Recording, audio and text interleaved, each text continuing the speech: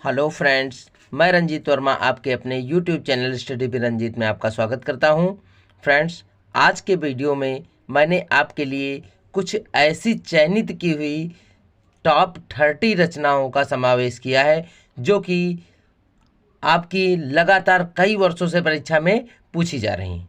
तो बच्चों, ऐसी टॉप 30 रचनाएं जो लगभग हर वर्ष परीक्षा में घुमा फिरा कर पूछी जाती हैं, उन्हीं को चयनित करके मैंने आपके लिए यह वीडियो तैयार किया है और इन्हीं भी रचनाओं में से आपको सफलता निश्चित रूप से मिलेगी। तो बच्चों, हम देखते हैं अपने इस वीडियो में हिंदी साहित्य की टॉप 30 रचनाएं और उनके लेखक का नाम। तो देखते हैं बच्चों, सबसे पहले कि 2023 में पूछे जाने वाली कुछ महत्वपूर्ण रचनाएं। सबसे पहला प्रश्न हमारा है कि यात्रा के पन्ने किस विधा पर आधारित हैं। देखिए, जो यात्रा के पन्ने रचना है किस विधा पर आधारित है, तो उत्तर है यात्रा वृत्त पर आधारित है। किस पर आधारित है? यात्रा वृत्त पर आधारित है। बच्चों, मैंने इसमें प्रश्न के सामने उसका उत्तर भी लिख दिया है जिससे आपको ढूंढने में कोई कठिनाई न हो और बहुत ही आसानी से याद किया जा सके। अगला प्रश्न है बच्चों कि ठलुआ क्लब के लेखक का नाम बताइए। ठलुआ क्लब जो रचना है आपकी, उसके लेखक का नाम बताइए। तो उसके लेखक कौन है? बाबू गुलाब राय हैं। ठलुआ क्लब के लेखक के नाम बाबू गुलाब राय। बच्चों, हमारा तीसरा प्रश्न है कि नीड़ का निर्माण फिर किस विधा पर आधारित रचना है। नीड़ का निर्माण फिर किस विधा पर आधारित रचना है? तो यह आत्मकथा विधा पर आधारित रचना है। बच्चों, समझ गए? ये भी कई बार परीक्षा में पूछा गया है। बच्चों, मैंने आपसे पहले ही बता दिया कि इसमें ऐसी रचनाओं का समावेश मैंने इस वीडियो में किया है जो लगातार कई वर्षों से निरंतर परीक्षा में पूछी जा रही हैं। आगे देखते हैं बच्चों, हमारा चौथा प्रश्न कि भेंट वार्ता विधा के किसी एक लेखक का नाम लिखिए। जो भेंट वार्ता विधा है, इस विधा के किसी एक लेखक का नाम लिखिए। तो इसके लेखक के नाम है लक्ष्मीचंद्र जैन। क्योंकि एक ही लेखक का नाम पूछा गया इसलिए मैंने बता दिया लक्ष्मीचंद्र जैन। हमारा बच्चों पांचवा प्रश्न है कि किसी एक महिला कहानीकार का नाम लिखिए। किसी एक महिला कहानीकार का नाम लिखिए। तो यहाँ पर बच्चों देखते हैं जो महिला कहानीकार हैं वो शिवानी भी हैं और इसके साथ साथ हमारी जो महिला कहानीकार है वो मन्नू भंडारी जी भी हैं। ठीक है बच्चों, हमारा छठा प्रश्न है कि रेशमी टाई किस विधा पर आधारित रचना है। रेशमी टाई किस विधा पर आधारित रचना है? तो उत्तर हमारा इसका हो जाएगा बच्चों कि जो रेशमी टाई है वो नाटक विधा पर आधारित रचना है। फिर अगला बच्चों हमारा सातवां प्रश्न है कि भूले बिसरे चित्र के रचनाकार का नाम लिखिए। भूले बिसरे चित्र के रचनाकार का नाम भगवती चरण वर्मा है। क्या नाम है? भगवती चरण वर्मा है। ठीक है। जहाज का पंछी लेखक का नाम, बहुत ही महत्वपूर्ण यह हमारी रचना है कि जहाज का पंछी लेखक का नाम लिखिए। जो जहाज का पंछी है उसके लेखक का क्या नाम है? तो इसके लेखक का नाम है इलाचंद्र जोशी। मैंने बच्चों एक ऐसा ही वीडियो आपके लिए सेंड किया है जिसमें आपको वोटिंग के माध्यम से आंसर देना है यूट्यूब पर।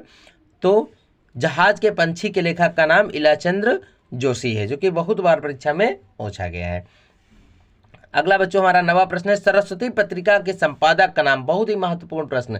सरस्वती पत्रिका के संपादक आचार्य महावीर प्रसाद द्विवेदी जी हैं। कौन है? आचार्य महावीर प्रसाद द्विवेदी जी हैं। और बच्चों हमारा 10वां प्रश्न है कि शुक्लोत्तर युग के किसी एक लेखक का नाम लिखिए। शुक्लोत्तर युग के किसी एक लेखक का नाम लिखिए। तो बच्चों शुक्लोत्तर युग के लेखक आचार्य हजारी प्रसाद द्विवेदी जी हैं। कौन है? आचार्य हजारी प्रसाद द्विवेदी जी हैं।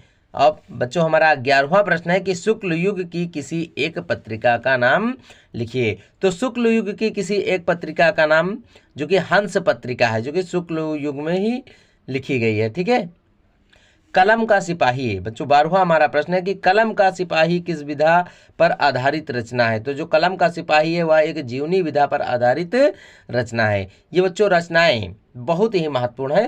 तो बच्चों आगे की रचनाएं पढ़ाने से पहले हम आपको बताना चाहेंगे कि जो हमारे चैनल पर पहली बार विजिट कर रहे हैं वे चैनल को सब्सक्राइब करके बेल आइकन दबाना न भूलें, जिससे मेरे अन्य महत्वपूर्ण वीडियो भी उन तक पहुंच सकें। और जो लगातार हमारे वीडियो पर बने हुए हैं हमारे परीक्षार्थी और हमारे प्रिय बच्चे, वे इस वीडियो को स्वयं देखें और साथ ही साथ लाइक और शेयर करना ना भूलें। बच्चों अब हम आगे बढ़ते हैं अपने 13वें देखते हैं यहाँ पर हमारी 13वीं रचना है कि माटी की मूर्तें किस विधा की रचना है। माटी की मूर्तें किस विधा की रचना है, तो उत्तर है उपन्यास विधा की रचना है। माटी की मूर्तें एक उपन्यास विधा की रचना है। अब बच्चों हम देखते हैं हमारा 14वां प्रश्न है कि अजात शत्रु किस विधा की रचना है। अजात शत्रु किस विधा की रचना है, तो ये भी एक नाटक विधा की रचना है। अजात शत्रु एक नाटक है, इसलिए कह सकते हैं नाटक विधा की रचना है। बच्चों हमारा 15वां प्रश्न है कि मैं इनसे मिला किस विधा की रचना है। मैं इनसे मिला किस विधा की रचना है, तो उत्तर है साक्षात्कार विधा की रचना है। किस विधा की? साक्षात्कार विधा की रचना है। अब बच्चों हम देखते हैं हमारा 16वां प्रश्न कि शेखर एक जीवनी किस विधा की रचना है। शेखर एक जीवनी यह भी एक उपन्यास है। क्या है? उपन्यास विधा की रचना है। फिर बच्चों हमारा 17वां प्रश्न है कि बाण भट्ट की आत्मकथा किस विधा की रचना है। तो बाण भट्ट की आत्मकथा किस विधा की रचना है, यह भी एक उपन्यास विधा की रचना है। ठीक है बच्चों, हमारा 18वां प्रश्न बनता है कि चंद्रगुप्त के रचनाकार का नाम लिखिए। अर्थात चंद्रगुप्त नाम का जो नाटक है उसके रचनाकार का नाम लिखिए।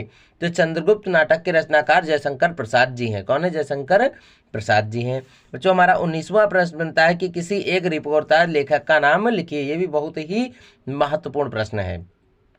किसी एक रिपोर्टाज लेखक का नाम लिखिए। तो इसका उत्तर है बच्चों प्रभाकर माचवे तथा विष्णु प्रभाकर। यहाँ पर दो मैंने बता दिए हैं लेखक, एक है प्रभाकर माचवे और दूसरा है विष्णु प्रभाकर। ये रिपोर्टाज लेखक हैं। फिर बच्चों हमारा 20वां प्रश्न है कि कलम का सिपाही नामक कृति के लेखक का नाम लिखिए। तो जो कलम का सिपाही नामक कृति है इसके लेखक अमृत राय जी हैं। कौन है? अमृत राय जी हैं। बच्चों इसी क्रम में हम बढ़ते हैं। हमारा 21वां प्रश्न है किसी एक एकांकी लेखक का नाम लिखिए। किसी एक एकांकी लेखक का नाम राम कुमार वर्मा है। राम कुमार वर्मा जी एक एकांकी लेखक के रूप में जाने जाते हैं। फिर बच्चों हमारा 22वां प्रश्न है कि सरस्वती पत्रिका किस युग में प्रकाशित हुई। ठीक है, सरस्वती पत्रिका किस युग में प्रकाशित हुई, तो यह द्विवेदी युग में प्रकाशित हुई। ठीक है, किसी एक आत्मकथा लेखक का नाम लिखिए। हमारा 23वां प्रश्न, इसी क्रम में निरंतर हम बढ़ते जा रहे हैं कि हमारा जो 23वां प्रश्न है किसी एक आत्मकथा लेखक का नाम लिखिए। तो आत्मकथा लेखक हमारे वियोगी हरि जी हैं। कौन है? वियोगी हरि जी एक आत्मकथा लेखक के रूप में जाने जाते हैं। और बच्चों हमारा 24वां प्रश्न है कि मेरी कॉलेज डायरी के लेखक का नाम लिखिए। तो मेरी कॉलेज डायरी के लेखक का नाम धीरेन्द्र वर्मा है। क्या है? धीरेन्द्र वर्मा है। और बच्चों हमारा 25वां प्रश्न है कि उसने कहा था किस विधा की रचना है। तो बच्चों उसने कहा था यह एक कहानी विधा की रचना है। किस विधा की? एक कहानी विधा की रचना है। ठीक है, अब बच्चों इसी क्रम में हम आगे देखते हैं। हमारा 26वां प्रश्न क्या कहता है? कहता है क्या भूलूं क्या याद करूं के लेखक का नाम लिखिए। यानी क्या भूलूं और क्या याद करूं इसके लेखक का नाम हरिवंश राय बच्चन जी। यानी क्या भूलूं और क्या याद करूं यह रचना किसकी है, तो हरिवंश राय बच्चन की है। और बच्चों हमारा 27वां प्रश्न है कि पथ के साथी किस विधा की रचना है। तो पथ के साथी एक रेखा चित्र विधा की रचना है। ठीक है, आवारा मसीहा, हमारा 28वां प्रश्न है कि आवारा मसीहा के लेखक का नाम लिखिए। तो आवारा मसीहा के लेखक का नाम विष्णु प्रभाकर है। क्या नाम है बच्चों? विष्णु प्रभाकर है। विष्णु प्रभाकर जी ने ही आवारा मसीहा की रचना की थी। फिर बच्चों एक बहुत ही महत्वपूर्ण प्रश्न है, प्रश्न संख्या 29, कंकाल के रचनाकार का नाम लिखिए। कंकाल जो रचना है उसके रचनाकार जयशंकर प्रसाद जी हैं। कौन है? जयशंकर प्रसाद जी हैं। और बच्चों इस वीडियो का हमारा अंतिम और बहुत ही महत्वपूर्ण प्रश्न संख्या 30, जो कि सेवा सदन के लेखक कौन हैं। सेवा सदन के लेखक मुंशी प्रेमचंद जी हैं। कौन है बच्चों? मुंशी प्रेमचंद जी हैं।